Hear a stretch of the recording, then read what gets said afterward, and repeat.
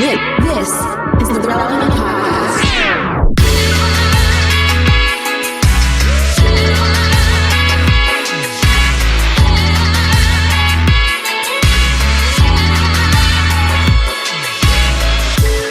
It's episode 989, and it's the Relevant Podcast for the second show in a row. I'm here in Virginia Beach, Virginia, recording. I'm your host, Cameron Strang, and joining me from the other side of the house, Jesse Carey.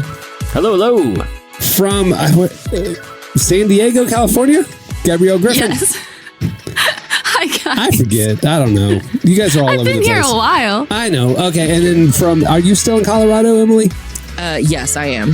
From Colorado Springs. In my haunted house. In the haunted house still. Our very own downtown Emily Brown. Hey, y'all. Okay, it's August. Emily, this has gone on long enough.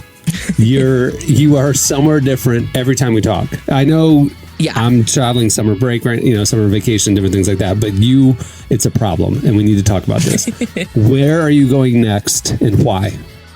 That is a really great question. The answer to that is I don't know. Oh. I only have things planned until really like the first week of August. Which is right now.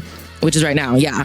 So I'll be at my parents' house for a week, and we're determining, by we, I mean myself, I'm determining where I'm going to go next. I'll probably couch hop in Texas again, just see some friends that I haven't seen in a couple weeks or months. But I still have a couple trips that I'd like to take. So I really want to go to Boston in the fall, because that I hear is great. And I'd like to go to maybe somewhere on the West Coast, maybe San Diego. Come stay with me. Yeah. So what are some places that I need to go?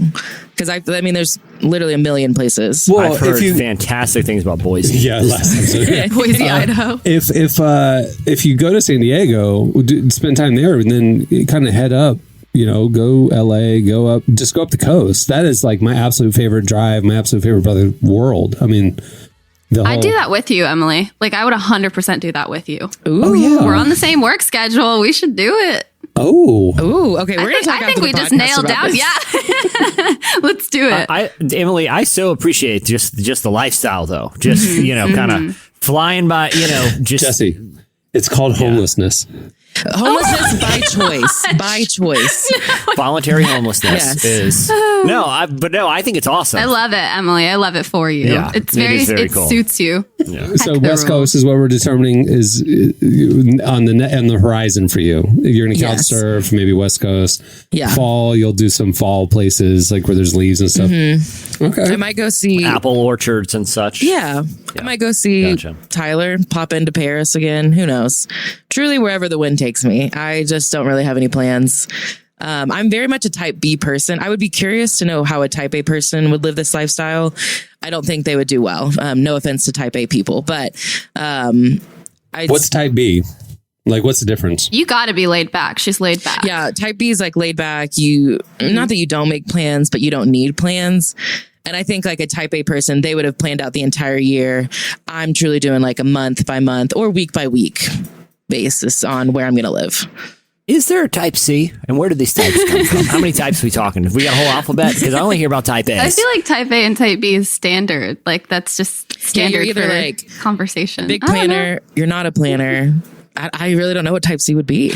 That's what's so surprising about this for me, for you, Emily, is that to do this kind of lifestyle, you really have to take initiative to plan. Like, you're not planning very far ahead, but you are planning, and you're taking the initiative to travel, which for a type B personality, I kind of think you're a mix of both. Mm-hmm. There's just like no way that you're. But Enneagram 7s, like, I don't know the type A B thing. It is funny watching Jesse and his family, like he and his wife.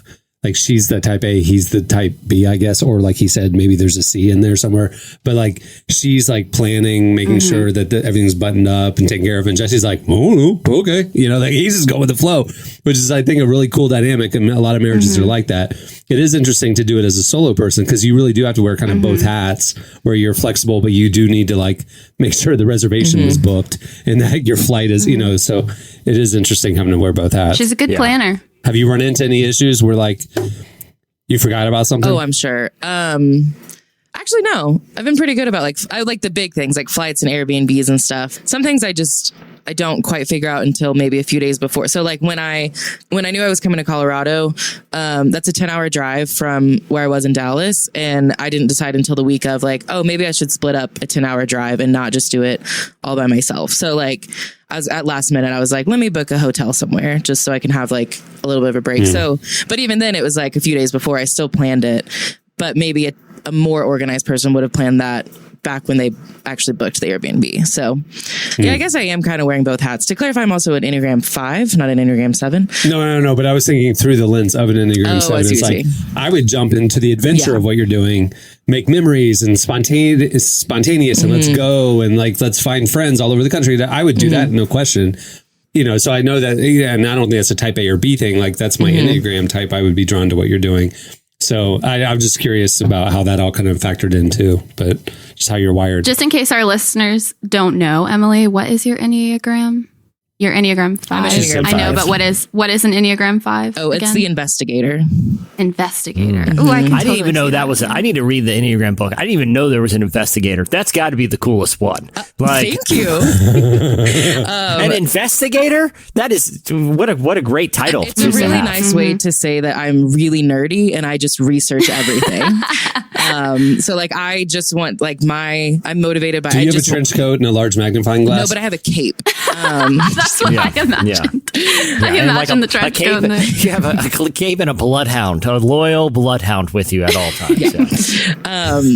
I just like research everything. So that's why like in staff meetings, someone will ask a question and I'm immediately on Google just because I can't. Yeah, she won't even say anything. We'll literally be like, oh, remember that thing that the whatever? And like 14 seconds later, like, in 1989, this happened. And I'm like, oh, well, there you go.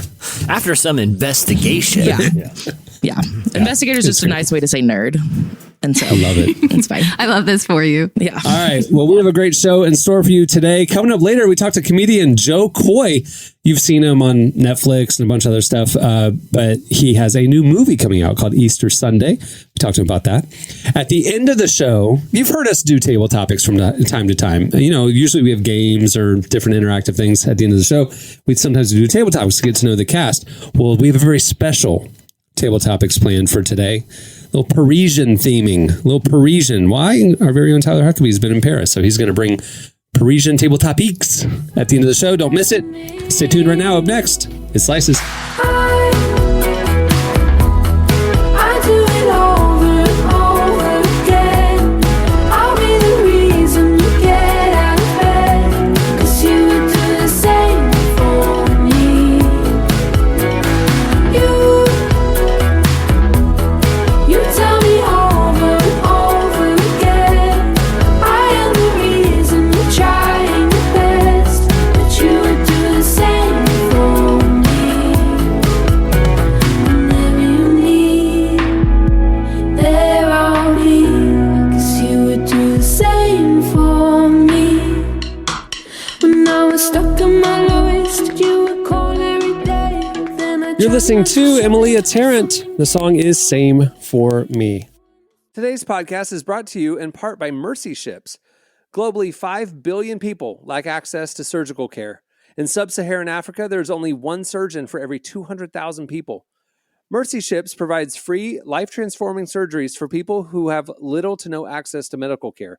They help the blind see, straighten twisted limbs, remove deadly tumors, treat cleft conditions, and so much more.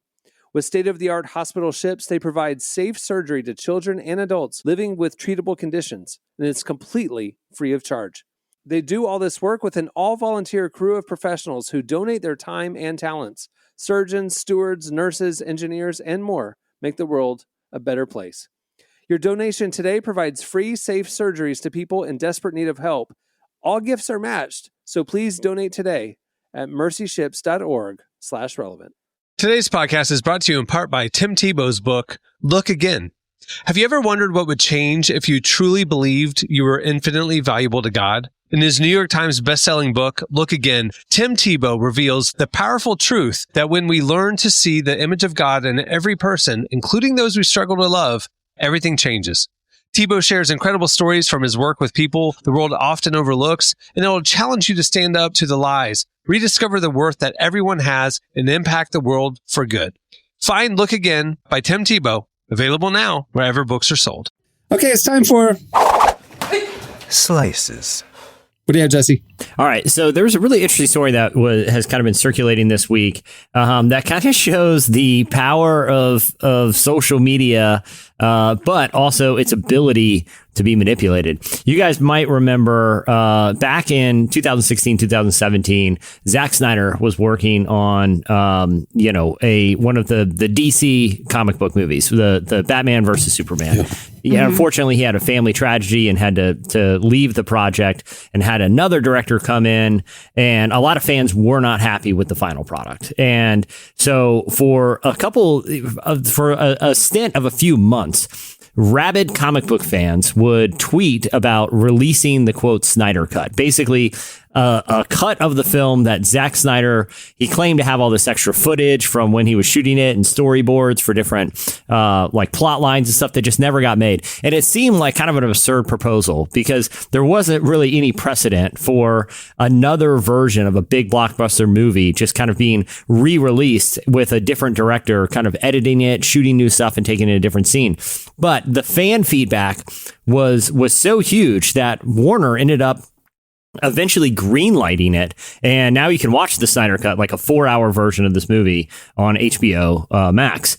But Rolling Stone did some research in the last couple of weeks after kind of being tipped off that something kind of possibly shady had gone on with that social media campaign.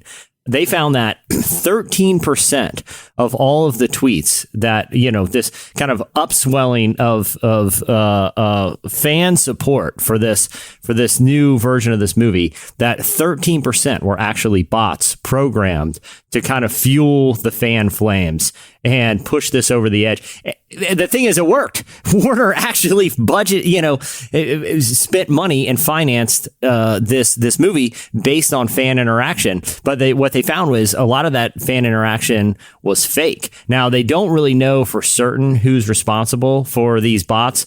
There is some suspicion that maybe Zack Snyder could have been involved, that maybe it was just some, toxic elements of the fan base kind of manipulating social media to kind of push the studio in their direction.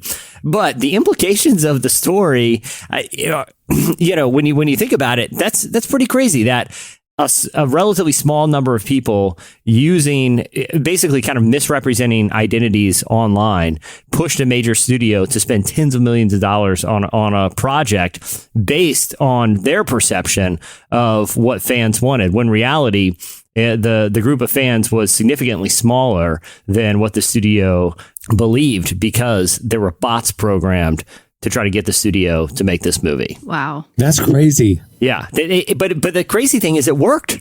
It's years later, and the people behind it probably aren't going to suffer any consequences. So my first instinct when you said it was actually that Warner was behind it, trying to create a viral, quote unquote, grassroots, quote unquote, fan campaign to then essentially market the thing that they were going to do anyway. That's what the skeptic in me immediately went to. But you're saying it's actually the inverse, that there's probably some rogue fans that tried to get their will imposed by programming these bots, and then it went off from there, and that the studio actually did, quote unquote, listen to the fans, but it really was a small group of people that were behind this first surge. That is crazy. And the reason that the story is so interesting to me isn't, like, I don't really care too much about the Snyderverse and DC comic movies. I mean, nothing against them. Yeah. But when you think about the implications, especially when it comes to like elections and politics and swaying the ability Exactly. Through fake accounts and through bots. Fan mentality is like a herd mindset. They're like, oh, everybody says that's good. I think that's good too now. It's like... That's what I was thinking. That was my first instinct. Wow. Yeah. It's the tail wagging the dog, man. That's crazy. It's not too dissimilar. And I mean, we've seen versions of this in the past with like... when you talk about like creating this sort of like, dialogue that hopefully people kind of catch on to and fuel a movement. Cameron, you remember back in like the publishing days, there was like kind of a dirty secret of a lot of these mega churches is they would buy thousands of copies of a pastor's book to get it onto a bestseller list to try to get the book to actually become it's the same thing. It was creating sort of not artificial sales, but essentially like Yeah, but it was the same thing. It was like, maybe we can figure out sort of how to hack the algorithm of a bestsellers list and let the tail wag the dog. It's interesting to be see clear, the strategy. what the people did. So a megachurch would buy 5,000 copies of pastor's new book at Barnes and Noble and stuff. They would like literally pay full price for it, and then would leave it on the chairs of the church to give a copy to everybody who attended that Sunday. Right. So it jukes the system in the sense that like there's a very small window, almost like Nielsen ratings or Apple podcast rankings, that like there's this activity in a short window.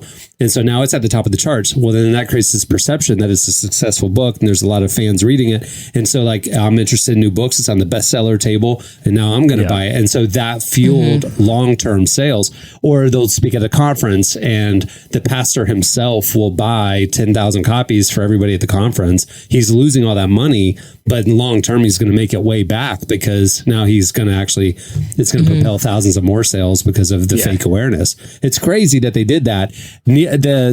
They caught on to it after years of it, and they've rigged, or they've kind of like suppressed.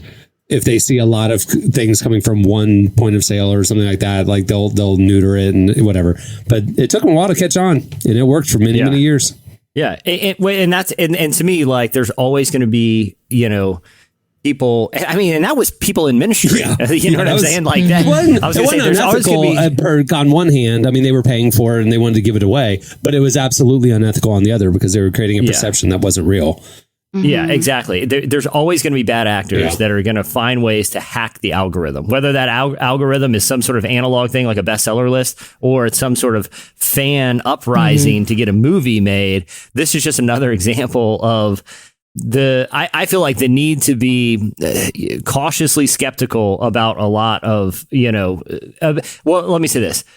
It raises more awareness as how easily the public can be manipulated on social media platforms, and two, coming into, like I said, kind of a heated political time, having that awareness of that some of these opinions that seem so popular could just be a perception either created by bots or algorithms, I think is a really important thing to keep in mind in kind of that's contemporary what I was discourse. about. I was surprised about, like, when you said, I was kind of not on board with it. I don't agree with it, but I could see how it would be kind of a genius marketing strategy. Like, when you see that there's a lot of traction for something, you feel more comfortable about it.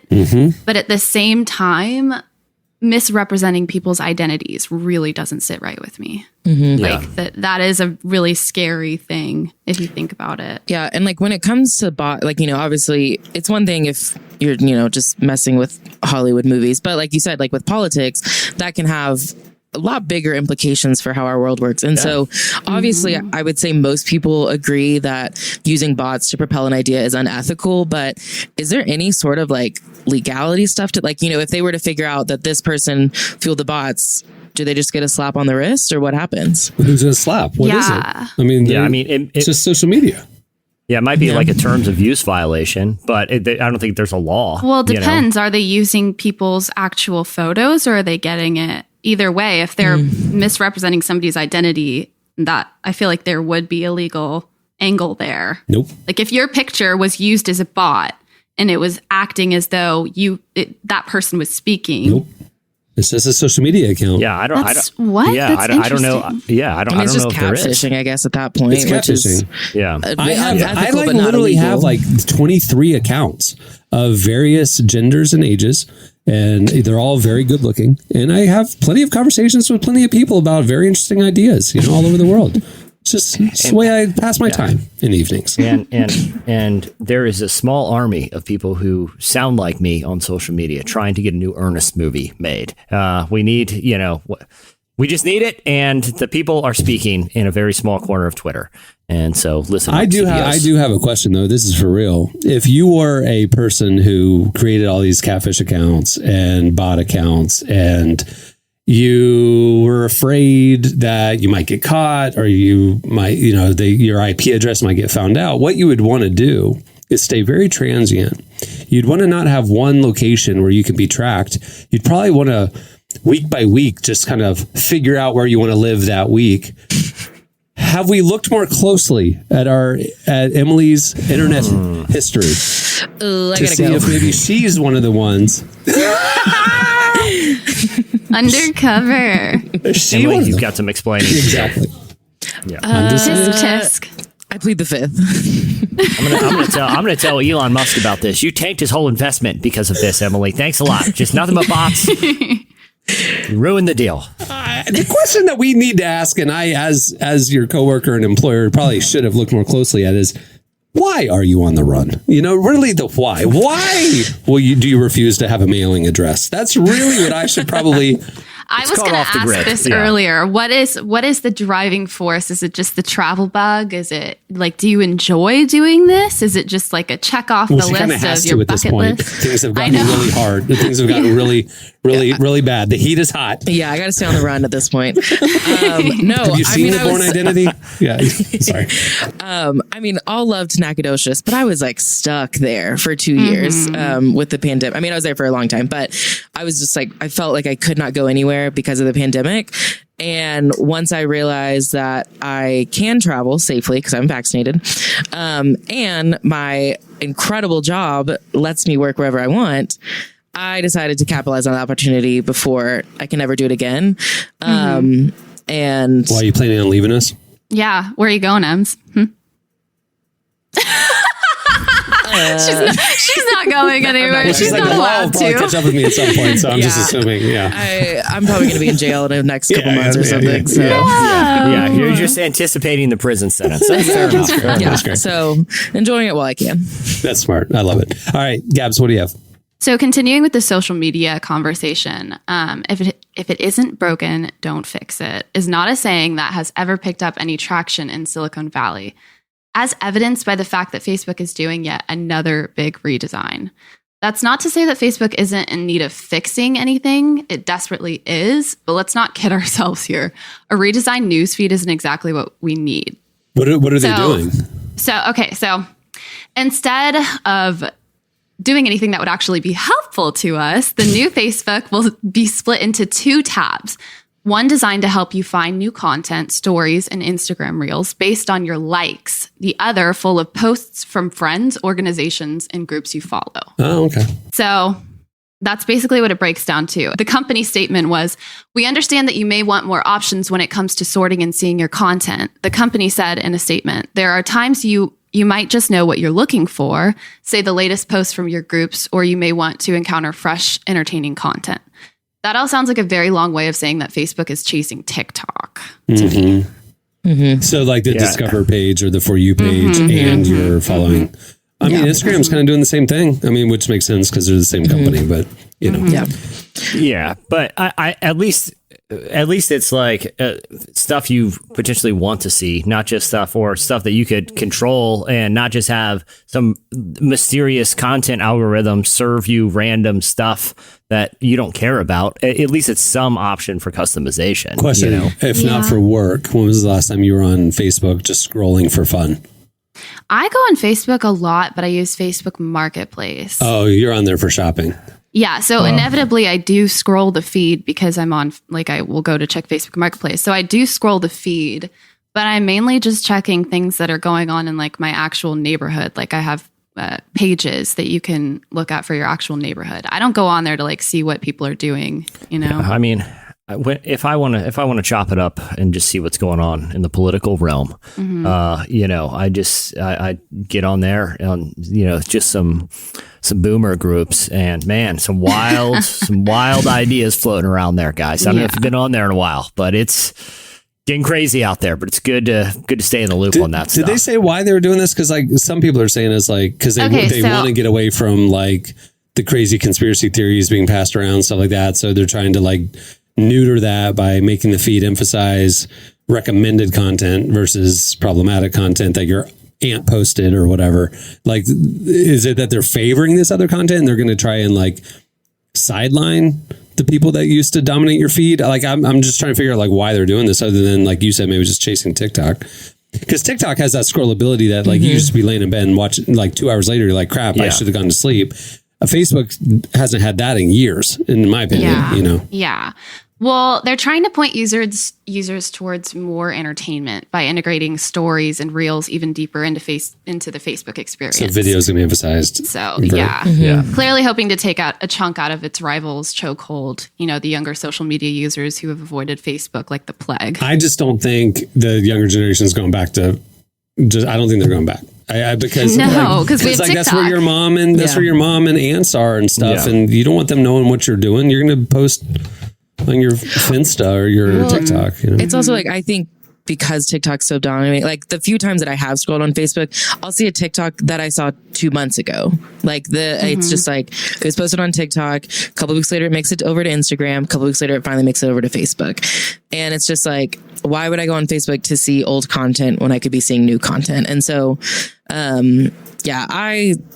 I don't really care for Facebook. I update it because I have family on there and I want them to know I'm still alive. Yeah. But that's about it. Okay, that's not to say though, if you were a Facebook user, we still respect you. We love you. I mean, it's we just don't. me It's not in our Hey, day. for It's not in our relevant, it's our day-to-days. number one traffic source. Yeah. Respect is not the best word there, but we recognize you. We see you. We have Yes. questions. No, hey, I We love acknowledge. Facebook users because they are our number one traffic source at relevantmagazine.com. Is like when we post on Facebook, that generates so much traffic. So people are on there. I'm not saying, I'm just trying to figure out like what the point of Facebook is and then current social media mix, because definitely during the political era is where people shared articles and theories and ranted and vented about stuff. You can't really do that on Instagram. Can't really do that elsewhere. So fine. But if they're changing the news feed to like try to neuter that content, like where are people going to go for that kind of content? If that's what they want to do on the internet is like to have their voice be heard and they don't want to shoot a silly video or whatever, so like, I don't know. Well, my thing is like, they're going to make it to where you can just see like the people that you follow or the groups that you follow. But like if someone I follow reposts, a crazy conspiracy thing that they saw, is it still going to show up on my feed or is it only going to be... So then, I mean, what's the point of separating it? Like, I'm still going to see the things that I really don't want to see. So, well, you'll spend more time over the Discover tab and avoid your crazy friends and family I'm members just going to tab. spend more time in TikTok.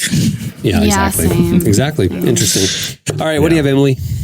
I have some good old celebrity news. I love to bring that.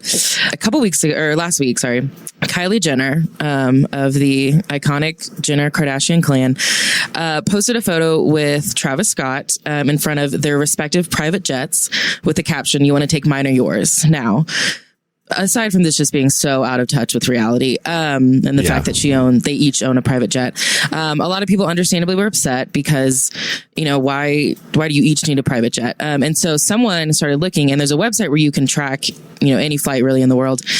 And so people did some research, and it turns out Kylie has taken multiple flights that are only a few minutes long, some as short as 3 minutes. So she gets like the whole process of getting onto a plane to fly 3 minutes to somewhere else, which some people did the math, it would be about a 40-minute drive. So understandably, people are upset because private jets are just so terrible for the environment. Like reports say there's somewhere between 5 to 14 times more pollution than a commercial plane. And she's using it a lot, like pretty often. And so She uses it to get groceries. Is what you're saying. Yeah, pretty much. Yeah. And so it's just I gotta really go pick up the prescription from the drugstore. Be right back. Yeah, let me but hop for in real, my why would jet. she do that and not just get a helicopter? I mean, like that is for local, bouncing around the town. Why would you? How long does it take to drive to the airport? Well, I don't think helicopters are safe. She's probably like, safe for her, but I mean, safer for the environment. yeah, 100%. So I think But I'm just trying to, where is she coming from? Yeah. I mean, she also owns 15 cars. So she can't take any of them or have someone drive, get an Uber. I don't know. It's really frustrating because there's all this push for, each of us has a part to play in decreasing climate change. And it's like, I watched my paper straw disintegrate in my iced coffee yesterday and she's hopping on a jet. You just put on a limp, wet piece The of paper. disappointment. I'm drinking a really gross paper straw. This is terrible. And she's But I'm doing my part. Yeah. It gets all like gummy and smushed in your mouth. Like, ugh, yeah. in the 3 minutes it took my paper straw to go away, she's on a flight, and it's just like, come on. Like, it's really infuriating because Has she responded to this? Because I see, we report about this. I've seen the internet. She's not going backlash. to. She's not going to acknowledge it. She hasn't said anything. She is not maybe going in season to 2 of the acknowledge it. Kardashians. That's how the Kardashians do not respond to any drama until it's on their show.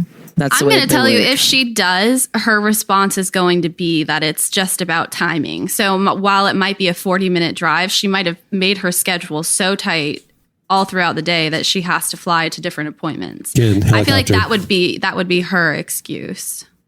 But is she just using it for leisure? We don't know. If she's just using it for leisure for a 3-minute trip, that's very interesting to say the least. And it's also frustrating that, like, she has a private jet. Travis Scott has one. Kim has her own one. They can't share. They all really need their own private jet. Because it's like all of these private jets out in the world just ruining the environment. But with all their schedules, fine, don't get a plane, get something smaller, like a helicopter, whatever. But with their separate schedules, it makes sense that they all have different no ones. offense to Kylie, but is she really that big? Like, is her schedule that important that she can't take 40 minutes? She's not the president of the United States. She's going to go put a lip kit on. There's economical and environmental ways to do this. How would you like to see just Travis Scott just hang glide in, pick up the groceries, I would pay good march money his for hang that. glider up to another tall peak and just jump off and fly on home? There's ways to do this that are still cool. We're just more mindful. I mean, in Fortnite, they come in on the glider and there's a Travis Scott skin. I've seen this in real life. I've seen That's what my I'm saying. goodness. Hang gliders are Glide in right now. Yeah. They're very in right now. Everybody wins in that scenario. All right. Well, there's a lot more where that came from. Make sure to check out relevantmagazine.com for all the latest. We're publishing every weekday, and follow us on all the socials. All right. Stay tuned. Up next, Joe Coy joins us. How dare you ruin my life like this? Tragic. I put all I got in one big basket. Regret that you couldn't cast all my feelings, 'cause you asked me where I'll be. Then you bring her to the party. Oh, how tragic madness. You make me hate all these crowded spaces, faces. You can't be excused from just that sorry. You're asking where I'll be. Thought that meant you loved me, but you still brought it to the party. You're listening to Nicole Hahn. The song is How Dare You. Today's podcast is brought to you in part by John Mark Comer's book, Garden City, a book that speaks to the tension we all feel between work, rest, and purpose. The New York Times bestselling author John Mark Comer takes us to the scriptures to identify what it really means to be human and flips the script on the idea that who you are matters, not what you do. He shows that God created us for meaningful work and meaningful rest. Both matter. This book helps you ask and answer the big questions. Does God care where I work? Is there a direction for my life? So you can discern God's heart for your calling, your rhythms, and the way His Spirit wants to shape every part of your life. If you're longing for purpose and a more grounded way to live, check out the new hardcover edition of Garden City wherever books are sold. Well, today's show is brought to you in part by the new book, God, the Science, the Evidence. We talk a lot about faith, but how often do we talk about science in the same breath? You might be surprised to discover just how deeply the two actually agree. For centuries, science has been used to dismiss the idea of God, but today an intellectual revolution is underway. Modern discoveries in physics, cosmology, and biology are consistently revealing the same truth: creation isn't an accident. That profound reversal is what engineers Michel-Yves Bolloré and Olivier Bonassi investigate in their international bestseller, God, the Science, the Evidence. This book is a rigorous, evidence-based critique of materialism, inviting you to explore over a dozen scientific, philosophical, and historical domains. It shows that what was once seemed impossible, that science could point to a creator, is now supported by a vast and convergent body of evidence. With over 400,000 copies sold in Europe, this book is sparking a global debate. It's thoughtful, fascinating, and a powerful reminder that reason itself affirms the existence of God. Learn more and find out where you can purchase your copy today by visiting GodTheScienceTheEvidence.com. Today's podcast is brought to you in part by Erwin McManus's book, The Barbarian Way. Some books don't just inspire you, they confront you. The Barbarian Way, now celebrating its 20th anniversary, is one of those books. If you felt the pull of God towards something deeper and wilder than the safe, predictable version of faith that we settle for, McManus reminds us that following Jesus was never meant to be tame. It's meant to awaken courage, passion, and purpose God placed inside us. He draws from the wild stories of Abel, Noah, Moses, Rahab, and others to remind us that following God wasn't meant to be tame. Safe faith isn't working. Step into the story God is writing for you. Choose passion, choose boldness, choose the Barbarian Way.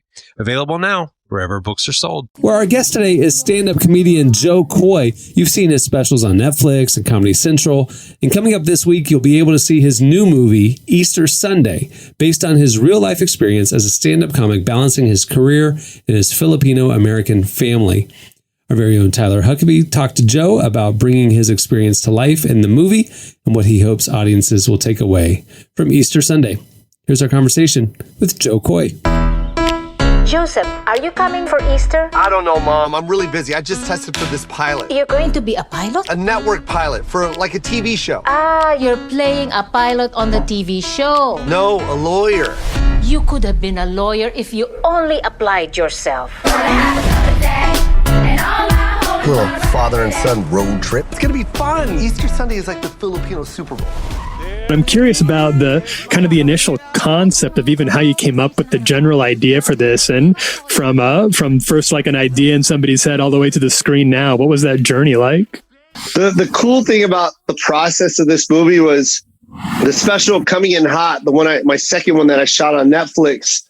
That's the one Steven Spielberg watched, and he invited me into Amblin, and they asked me to pitch a movie idea based on my family. And you know, this was basically a pitch. I called it Easter Sunday, and I pitched the day in the life of love and life and chaos. And at the end of that pitch, they bought it in the room. And I've never seen anything move faster than this project. And to have Steven's blessing was incredible. To be able to tell this story about my culture, my family, and you know, see my mom come to life on the big screen through Lydia Gaston it was a dream come true. So yeah, that's basically how this all happened. This is obviously a community that does not get a lot of representation right now in Hollywood on the big screen. And it's something that is, it's very exciting that you get to bring that. What are some of the really key parts that you want to make sure when you started putting this movie together, you want to make sure that you got right about that depiction, things that were really important to telling the story the right way in an authentic way? I just wanted to tell our truth. You know, I didn't want to change it up for the sake of making it funny. You know, I wanted to make sure that I told an authentic story. And on top of that, I wanted people to laugh with us and celebrate with us and not make fun of us, but have fun with us. Yeah, there was so many things that were important to me, like the Balakbayan box, where we're actually filling it up with gifts and sending it to the Filipinos, because you know, I wanted people that weren't Filipino to watch the movie and relate to us as just being a family. But on top of that, I wanted people to also see what these immigrant families do. Not only do they work and live here amongst everyone else and pay taxes just like you, but just remember that there's another layer that they live and swear by, which is a responsibility of taking care of people that aren't as fortunate, that are still back home. And to see that scene, that was very important to me, because that was my life growing up, seeing my mom put stuff in that box and sending it to my cousins in the Philippines. So that's such a cool thing to see, because then you'll appreciate it when you watch this movie and you go to work and you have that Filipino coworker. Now you know what they do when they go home. Now you know why this job is so important to them here, because it's not only for this family, but several other families when they get back home. I can only imagine if it was me making a movie and someone was going to play my mom, there's a lot of complicated like feelings that go into that. Obviously, you want to make sure you get it right. You want to make sure that it feels real and lived in. What was you guys' process for making sure that bond, that those interactions, that those worked and those felt real? The one most important thing to me was, you know, my mom character is such a big part of my career. And, you know, when I represent my mom on stage, my fan base is in love with her. And when we, you know, when Lydia came on, you know, it was just not even a real conversation. It was literally just like looking at Lydia going, yes, make it yours, but man, represent my mom to the best. And that's all I had to say, because she came on the scene, and there were a couple scenes. I keep saying this on the, every interview, but there were a couple scenes in this movie where I cried because it was just so real to life. Oh. And Lydia was just amazing. Yeah. I've literally never seen this many Filipinos in the same place before. We're sending gifts to our family in the Philippines. I'm sending this brand new hair dryer. If it makes your hair look like that, I wouldn't send it. How dare you? How dare you? We should put them both in the box and ship it. My mom is at war with my Tita Teresa, and they don't even know why. I'm curious why, if there was anything, even when you did the pitch the first time, was there any other ideas for different holidays, or was it always Easter Sunday for you? I want this to be an Easter Sunday thing. Yeah, Easter Sunday was an idea that I came up with when I was on tour. I just wanted a movie that I could tell the whole story on one day. And to me, growing up, Easter Sunday was a huge day in my life. It's, some of my most memorable moments was Easter. My mom met all her Filipino friends at church. When she moved here to this country in the late 60s, early 70s, there was no Instagram, there was no Facebook, there was none of that. My mom had to physically find Filipino friends and build her own community. And that was at church. I mean, it was so significant that she would rent out the Knights of Columbus Hall, and we would do Filipino gatherings at the Knights of Columbus Hall, which was at church. So, when I pitched this movie, it was Easter Sunday. That was the day that I wanted to choose to tell this story. It's so interesting because I grew up in church, and for me, church was just not, I'm a white kid from the Midwest. So it was very, we had organs and hymn books, and the food was bad. And that was so seeing stories like this is so interesting and really honestly, very beautiful, because I think it's it made me kind of jealous. That looks like a really cool experience to be a part of. Yeah. It's so funny because, you living in this country, church is just church for you. You know what I mean? It's just the Sunday. It's church day. But for immigrants that come into this country, it's the only time where they can feel like one with you and everybody, no matter what color you are. Sunday and church is the one time an immigrant can actually feel like, okay, it doesn't matter what color we are. We all believe in Jesus. And this is the day where no one's going to look at me for being Filipino. They're just going to look at me because I believe in Jesus. And we're all relating to Jesus for this hour. And that's how important church is, especially to immigrants, especially for Filipinos, because the Catholic religion is so big. So that was the day that my mom could put on her best clothes and everyone could just relate to we all believe in Jesus, right? and then not only that was the time for my mom to really find other Filipinos. So it takes on a different, meaning. For you, it's just another day. But for my mom, it was the day for her to feel seen and also find other Filipinos that looked like her. So that's how important church was to my mom. Moments like these are few and far between. Let's enjoy it. Everyone buckle up. Filipino families fight a lot. Make sure you're not late for dinner. But we love a lot too. Your cousin Eugene owes me a lot of money. Could you lend it to me? No! That was Joe Coy. Stay tuned. Up next, I'm telling you, the rundown says La table blah blah blah. I can't read French, so up next, French table topics.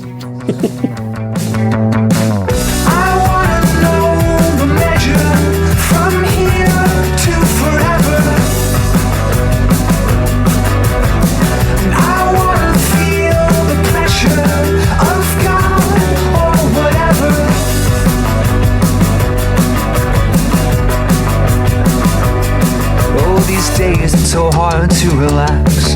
You gotta hold a gun to my back to make me smile. To make me smile. And the only way I seem to cope is by trying. You're listening to Death Cab for Cutie. The song is Here to Forever. Okay, it is now time for La table blah blah blah. Parisian table topics. Please welcome to the show, Relevant senior editor and our roving Parisian correspondent, because he's actually in Paris right now, Tyler Huckabee. Hey, Tyler. Table topic. Hey, bonjour, everybody. So listeners know, like from time to time, we do little get to know yous. We want to get to know the cast a little better. So we have table topic cards, just little conversation starters. We were going to do that this time. And we thought, who better to bring us kind of a refreshed approach to table topics than bring it some Parisian flavor. So that's what we're doing here today. Take it away, Tyler. Okay, so these table topics. Here's how I structured these, and two things. I'm going to be, instead of doing a group swim, I'm going to be directing these table topics specifically to you, the cast members. So you'll have to answer. It won't be just whoever has the best, the first one to answer like we usually do it. It'll be 4 specific people. And B, all these table topics are drawn from real life experiences that I have had here in France. Wow. So these are you're going to be faced with decisions that I have been faced with as somebody abroad right now, and I want to hear what you would have done in a situation that I found confusing or a little scary or a little uncertain. I want to see how you would react to it. Does that make sense? Everybody understand these table topics? Yeah, a little nervous, but let's go for it. Okay, Emily, we're going to start with you. Oh, I'm ready. All right. Emily, we're starting with you, okay? Oh, great. All right, Emily, you are riding the French metro, the subway here. You're riding the French metro when out of nowhere, a man starts yelling at you, okay? You can't understand him, but he's clearly agitated, he's grumpy, he's unhappy, and he's unhappy with you specifically. He's pointing at you, yelling at you. Exactly. You can't understand him. Fortunately, you were with a friend who speaks French. They listen and they translate. And what the person is yelling at you about is he wants to know why you elected Donald Trump to be president. What do you say? How do you respond to this irritated Frenchman? Well, there's a lot of things you just said that would be very hypothetical for me. It's an elaborate scenario that Emily has found herself at. Tyler's like, if you could let me know, he's waiting downstairs, so I need to go back. He's right here. He is very unhappy. He followed me home. I don't know. I probably would just start apologizing and saying like, I'm so sorry. You just say sorry until he goes away. Yeah, sorry. So there was a show called The Apprentice, right? And then Dennis Rodman was on there. All right, I'm trying to think of it. Yeah. I might also just start crying and try to make him feel bad. I can cry on cue, so waterworks. Do the waterworks, and I think I would just utilize that. Goes away, and then the second I can get off the metro, even if it's not my stop, I'm just gonna get off, and I'm gonna wait for the next one to come, and I'm gonna get back on. I'm gonna cry. I'm gonna avoid it. Just immediately apologize. I'm not gonna handle it well. I'll be honest. So basically, you're saying it's like staff meeting. Is what where I cry, any criticism meeting when I get stressed, even if it's just helpful feedback. I think you just show them you just show them memes that people in their like 50s posted on Facebook during 2016. Just show it to they're like, oh, I get it, this is why he got elected. Facebook memes, hilarious memes. All right, Gabs, you're up. You ready for this, Gabs? I sure am. Okay. You were walking your dog through a park when out of nowhere, the dog squats and does his business. Number 2, in the middle of the park. All right. You were caught by surprise by this. You don't have a bag. So you just kind of hope that nobody saw and you start to walk away when a city official, guess what? Starts yelling at you en français in French. You can understand enough to know that he's saying your dog can't poop here, but you don't know how to tell him sorry or what you're going to do about it. He keeps yelling at you. You try to back away. He's following you. He's still yelling. Your dog is there. What are you going to do? Do I have my phone in this situation? Like, am I allowed to have my phone on me? In this situation? Well, yeah, you do. Okay, so in that situation, I would hop on Google Translate, and I hate to be the practical one, but I would hop on Google Translate and say, I'm going to go grab a bag. I'm so sorry. And proceed to go grab a bag. Pretty good. So, yeah, that's pretty good. Hold on. Would you actually grab the bag and come back, or would you just get out of eyesight and disappear? No, Gabs would. I would. Never to be seen again. Never to be seen again. This is an issue I run into regularly on where I live, so I would absolutely go back for the bag. You would do it again? Yeah. Do you guys think that I went back and cleaned it up Absolutely. or not? I do think you did. Yes. No, I did. Yeah, I did it. No, I think you start walking and you're like, I promise I'll be right back. You stand here, sir, Hold my dog. Mr. Angry There he is. Parisian. You stand guard Take so my no one dog as steps in collateral. this. So. Yeah, you stand guard so no one steps in this. And then when you're about 100 yards away, you look back, you go, so long, and then just run away. Just run away. That's what I would do. Types in Google Translate. Au revoir, monsieur. This will be, you'll remember this is the day you almost caught Monsieur Huckabee. And you pull your cape over your head and disappear. Like, man, All right, we Jesse, really do you not ready? like Americans here. We really do dislike Americans. That was unnecessary. He could have just left the dog poop. He did not have to insult me theatrically. It wasn't that big of a deal. Just telling him he can't do it. Why add insult to injury and littering? And basically, yeah, exactly. Tyler, have you seen anyone in the wild wearing a cape over there? I feel like somebody might wear a cape. A cape? A cape. You know, it did happen one time. Yeah, I saw a cape in the wild.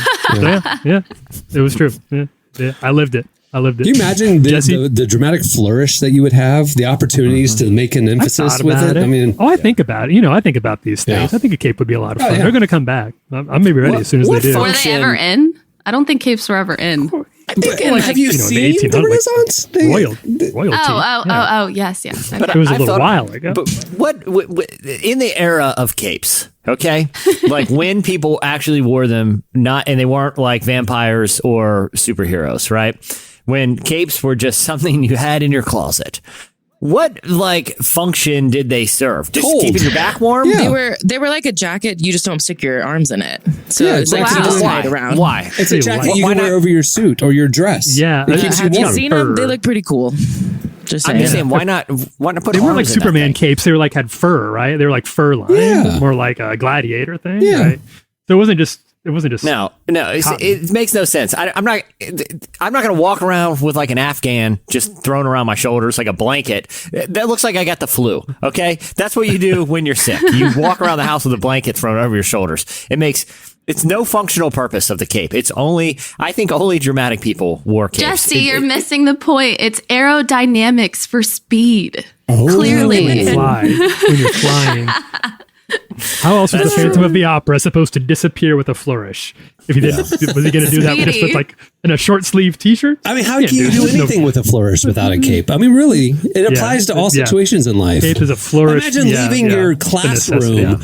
Dramatic, like if you have a cape on, people remember you. I mean, Oh yeah.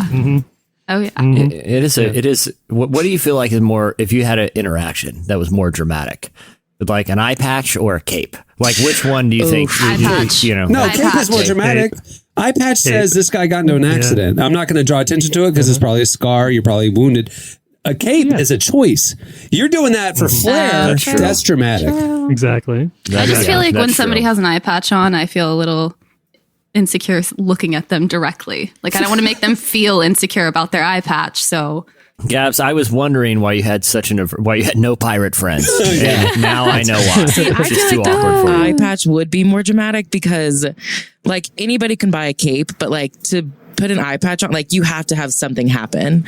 yeah. So that just feels. But they might be insecure about it. And so they're not using it for yeah. dramatic effect. They're using it for medical, keeping it clean. You know what I mean? So it's like Or to correct a lazy eye. Like you'll put a patch on your good eye to correct To your lazy strengthen it. eye. Yeah. Yes. Yeah. Yeah.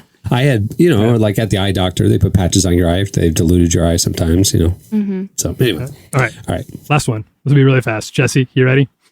Yep. Yeah. You ready? Yeah. Born ready. Okay. Born ready. Yep. Are you sure? It doesn't sound like you're ready. Okay, Jesse, you go into a restaurant, and upon entering this new, buzzy, kind of exciting Parisian eatery, you have what is genuinely one of the best meals of your whole entire life. You have such a good meal that you ask the waiter, who speaks a little bit of English, if you can talk to the chef and thank him. He says, of course. You are escorted back to the kitchen where you meet the chef, and you discover, much to your surprise, that the chef did not actually prepare the meal.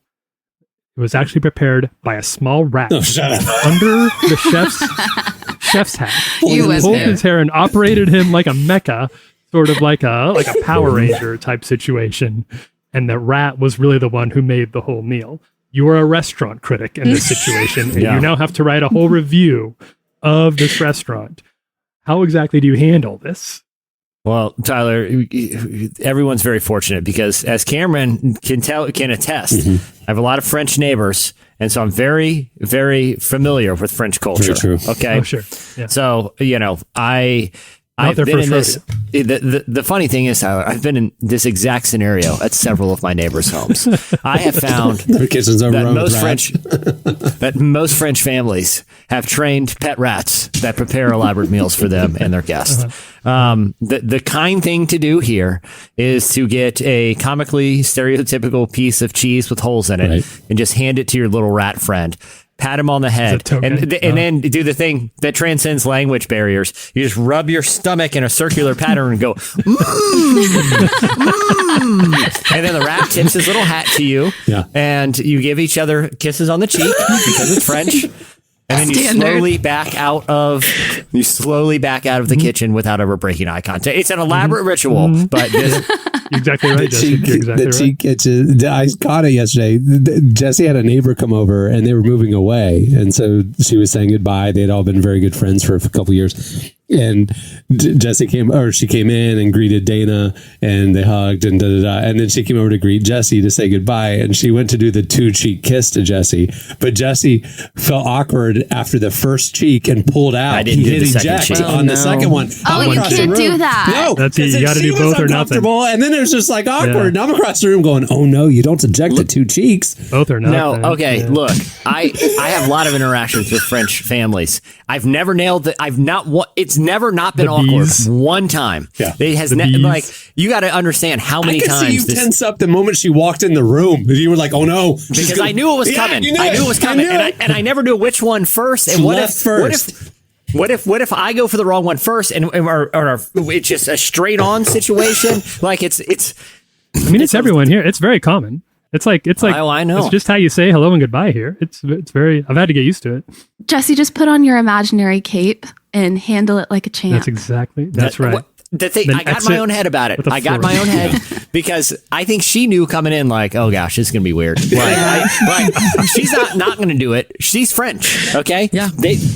Why have her not do something that's part of their culture? But she could tell, like, I've known this family for years now, and every time this little song and dance happens, it's awkward for both of us. And You just need to I'm tell thinking her. about just flat out refusing from here on. It's just That might be I worse. feel like it should be better for everybody. Yeah, you had no option. I saw it from a mile away, and I didn't say anything to you afterwards.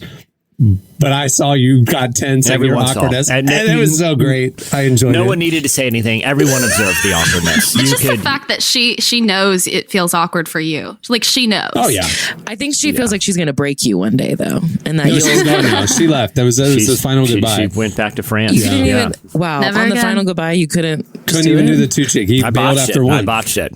Yeah. It was like almost a double on the left, and he felt so weird because he kind of stunted, like, and then it was like a double cheek press. It was, it's hard to quick. recreate. Left, he right. couldn't. Yeah. He couldn't pull the transition to the right. He kind of stumbled on the left, and then he just like, I'm out, and he like need to, like- I need stepped to back get- a foot. He like literally like Yeah. stepped back. It was great.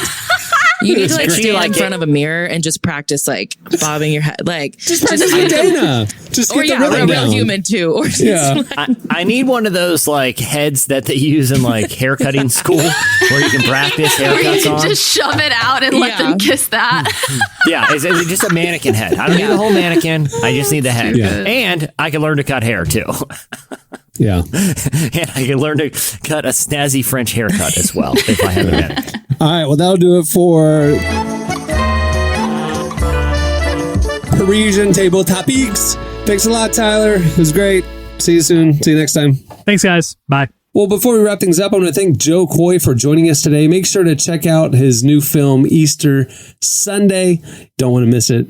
Also, head over to relevantmagazine.com to see all of our daily content, including the summer digital issue of Relevant. Make sure you sign up for Relevant Plus to get an enhanced ad-free version of the issue, as well as other exclusive features all over the site, like unlimited content, ad-free reading, an ad-free version of this podcast, It's just a ton of stuff. Go check out all the perks right there on the Relevant Plus tab at relevantmagazine.com. And also, for real, the summer issue is stacked. I mean, we've got some of our favorite artists like James Vincent McMorrow and Echo Smith. We have Faith Leaders. We have Jon Favreau. It's just packed. Go check it out if you haven't already. And if you like what you see, share the content. Tell people about it. Love it. Tag us too when you do it. We love seeing it. It's great. And speaking of sharing it, follow Relevant on all the socials. We're on Twitter and Facebook posting all of our content. We're on Instagram pretty regularly, TikTok rarely. But follow us on all for the latest. And make sure relevantmagazine.com is part of your daily web browsing, habit. Just bookmark it. Keep coming back.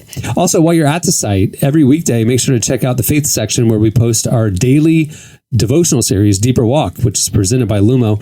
We post a morning devotional. You can even sign up for a email so we can get sent to your inbox every morning. It is a great way to start your day. Don't miss Deeper Walk. Also, if you like our show, tell others. Leave us a review on Apple, Spotify, wherever you listen to us. Rate it and review it and help us spread the word about this podcast. All right, on that note, we'll wrap things up. I'm Cameron Strang. I'm Jesse Carey. I'm Gabrielle Griffin. I'm Emily Brown. All right, we'll see you next time. Have a great week, everyone.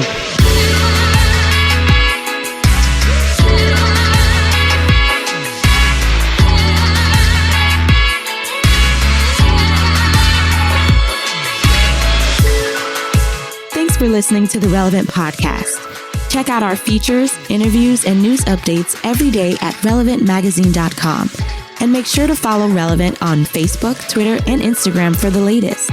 For more great podcasts, browse the shows on the Relevant Podcast Network, which you can find at our site. And while you're there, don't miss the all-new era of Relevant Magazine. A new issue releases every other month at relevantmagazine.com.